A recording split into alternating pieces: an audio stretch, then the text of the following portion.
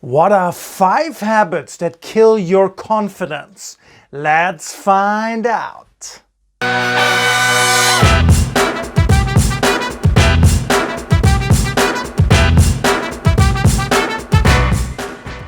By the way, if you're new here, make sure to hit that subscribe button. Lots of great videos coming up. Don't miss out. Confidence killer number 1, maybe the biggest by far, bad posture. If you're in the habit of having bad posture, your shoulders slouch, you're leaning too much forward, Quasimodo style, your head goes down, that is the first habit that you have to get rid of, that you have to overcome. Yeah, I see it in my presentation trainings all the time. You can see instantly if a presenter is confident enough or not just by looking at their posture. Yeah, also, by the way, if you ask doctors, how can you see if a person really is depressed? Well, try having bad posture, really head down, shoulders down. That's how a depressed person looks. That's not how a confident person looks.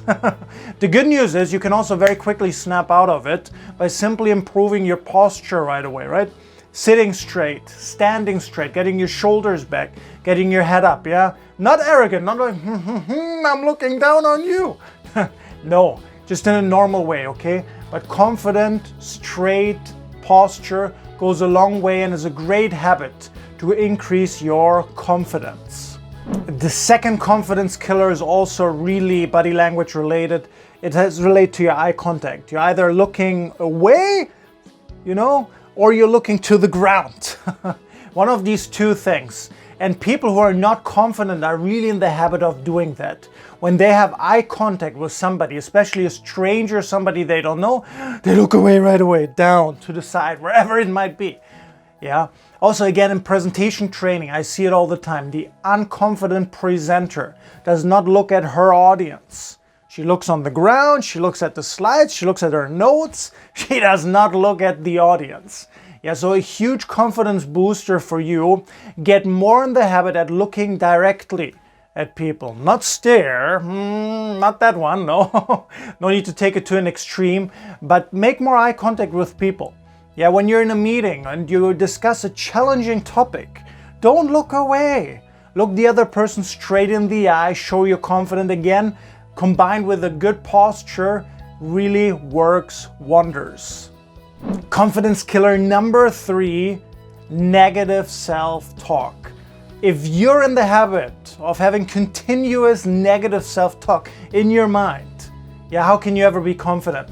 It's virtually impossible. If it always goes, oh no, I'm not good enough, wow, why am I never ready? Why can I never finish this on time? Why do I always screw up? If you keep talking to yourself like that, that's terrible. How can you ever have more confidence? It's virtually impossible. So what should you do if that's your challenge? Tell the little voice in your head, shut up.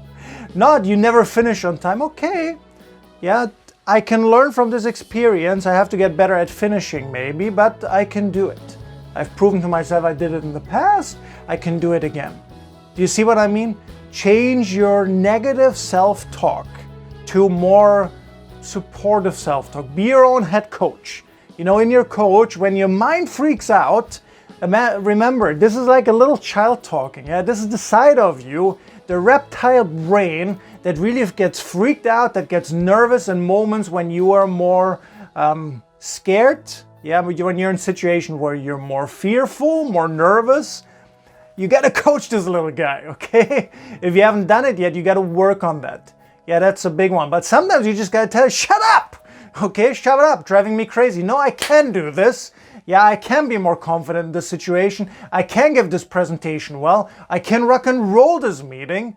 Yeah, you gotta give it a little pep talk sometimes. Don't be taken out by that little voice in your head, okay? And get over negative self-talk. Number 4. Yeah, confidence killer number 4 is negative visualization. So many people do it, don't they? If there's an important meeting coming up, an important presentation, yeah, an important thing you have to do, what do? They visualize the worst. oh no, there's gonna be traffic, I'm gonna be late, they will not like me, yeah? And you visualize and you imagine it. It's also related to negative self-talk, okay? But negative self-talk usually is more focused on yourself, whereas negative visualization is all the bad things that you imagine that could really happen. You know, when it's really time, where the rubber meets the road and you got to get things done, you got to be in action, confidence mode to move forward with your career or your life, that's when negative visualization really takes you out. You imagine the worst case. And I got to tell you, if you always do that, what happens? Will you get the result that you want, or will you create this negative visualization? I got news for you. Unfortunately, a lot of people, whatever they visualize negatively, sometimes it becomes true, okay? So you got to get over that. Yeah, you want to do the opposite. You want to visualize positively. Visualization is a very powerful method to create the situation that you want. Yeah, role play in your head. Okay, that's what visualization really is, right? If you have an important meeting, imagine how you're going to excel. Imagine how you're going to do well. Okay, imagine how you're going to answer these questions, these tough questions that you might be getting. Don't get me wrong, that's not all you should be doing. You should still be preparing for these tough questions and know what to say.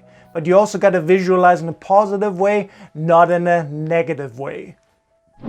Confidence killer number 5. Yeah, we made it to the end almost. Confidence killer number 5 is dressing badly.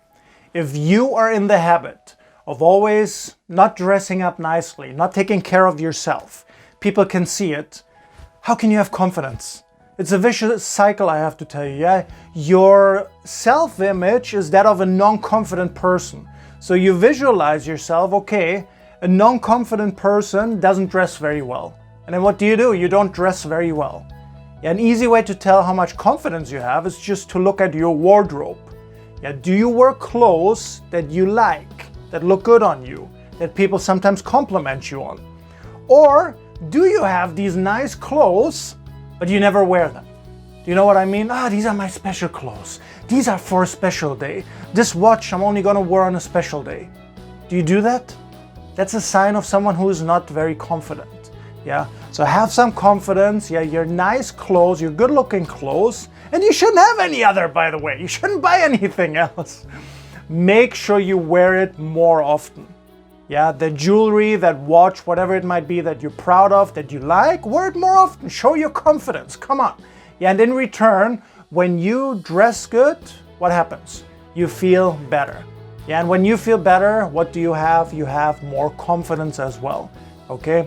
So make sure you dress up in a better way, okay? Take care of yourself and become more confident. And lastly, a little bonus, yeah? A little confidence killer bonus tip here, if you will. It's perfectionism. If you're in the habit of perfectionism, this could be a big reason why your confidence has suffered. Because what does a perfectionist really do? A perfectionist, first of all, they set the bar too high.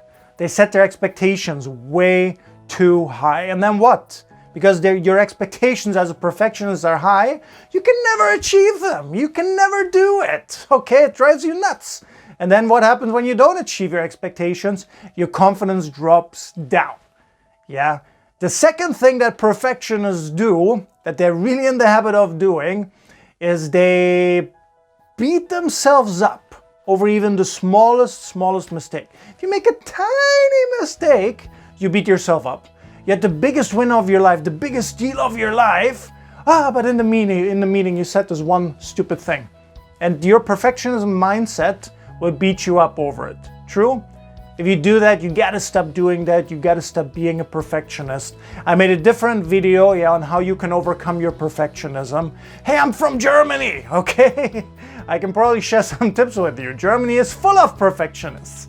I used to be one of them, of course, as well. Yeah, so watch that video as well, but overcome your perfectionism. So comment below one time, what did you get out of this video? Yeah, which of these habits are you guilty of? Which of these confidence-killing habits are you guilty of? And what are you going to do from now on? That's, of course, what matters the most. Again, if you haven't done it yet, make sure to hit that subscribe button. Give it a thumbs up if you like it. Share it with a friend who might need it as well. And most importantly though, I really look forward to seeing you for the next video.